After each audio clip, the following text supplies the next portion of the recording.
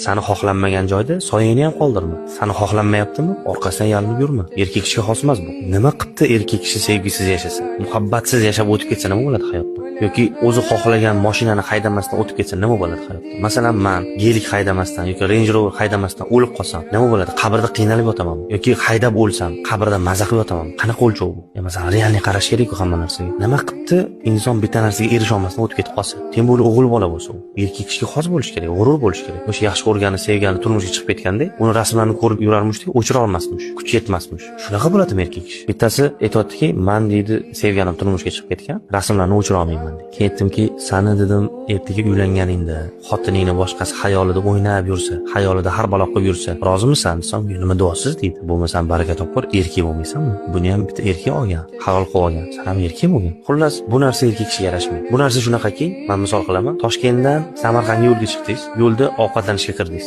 Ovqatingiz yaxshi bo'lmaganligi uchun siqilib qolib ketdingiz o'sha yerda. To'g'rimi shu? Kulgili-a? Inson maqsadi sari yurayotganda yo'l-yo'liki ishlar bor. Shu o'xshamay qolsa hech narsa qilmaydi. Bu maqsaddan chalg'itmaslik kerak inson. Xuddi sevgi, muhabbat, oila, mayda-chuyda muammolar bilan turib qolish o'rnida mana shunga o'xshaydi. Inson hamma narsadan kecha olish kerak. Inson doim yolg'iz qolishga tayyor turish kerak. Mana bu haqiqiy erkak kishiga, aqlan sog'lom bo'lgan odamga yarashadigan ish.